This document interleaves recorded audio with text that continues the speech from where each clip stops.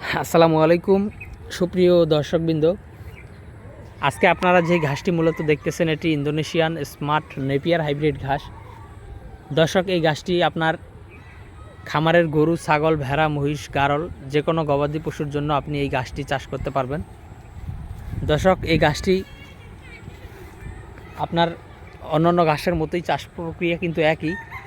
সেক্ষেত্রে এটিতে আপনার তেমন বেশি সার বা কীটনাশক বা ওষুধ এরকম ব্যবহার করতে হয় না। এটি অন্যান্য ঘাসের মতোই হয়, কিন্তু আপনার এই ঘাসটি অন্যান্য ঘাসের থেকে আপনার 10 থেকে 15 দিন সময় বেশি নেয় গরুকে কেটে খাওয়াতে। যেখানে জারা বা পাকসন বা লাল পাকসন যদি আপনি 45 দিনে কেটে খাওয়ান, সেক্ষেত্রে কিন্তু স্মার্ট নেপিয়ারটি গরুকে কেটে খাওয়াতে আপনার 45 থেকে 60 দিন লাগবে। অর্থাৎ এটি সময়টা একটু বেশি নেয়, অর্থাৎ 10 থেকে 15 দিন সময় বেশি নেবে। পাশাপাশি আপনি যদি মনে করেন যে আপনি ছাগল খামারি বা ছাগল খামার করবেন, ছাগলের ক্ষেত্রে কিন্তু একই, আপনার 30 দিনে কেটে খাওয়াতে পারবেন ছাগলের ঘাসটি। অর্থাৎ কচি ঘাস ছাগল কিন্তু পছন্দ করে। সেক্ষেত্রে আপনি 30 দিন অর্থাৎ প্রতি মাসেই কিন্তু ছাগলের জন্য এই ঘাসটি কেটে খাওয়াতে পারেন। সেক্ষেত্রে কোনো সমস্যা হবে না। কিন্তু বিশেষ করে যখন বর্ষাকাল আসে, অর্থাৎ বাংলায় আষাঢ় কিংবা শ্রাবণ মাস আসবে, তখন কিন্তু আপনারা এই গাছটি একটু বয়স্ক করে কাটবেন, অর্থাৎ টাইট করে কাটবেন। তা না হলে কিন্তু গোড়ালি পচে যাবে এবং তখন কিন্তু আবার নতুন করে কাটিং রোপণ করতে হবে।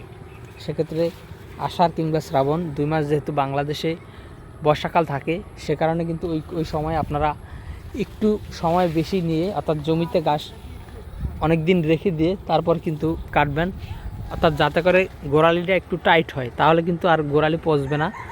আর যদি আষাঢ় শ্রাবণ 2 মাসে যেহেতু প্রচুর বৃষ্টি হয়, সে সময় যদি আপনি 30 দিনে গাছটা কেটে দেন, তাহলে কিন্তু গোড়ালিটা বেশি বৃষ্টি হওয়ার কারণে পচে যেতে পারে। তখন কিন্তু জাটা পচে মরে যেতে পারে। তখন কিন্তু আপনার আবার নতুন করে কাটিং রোপণ করতে হবে।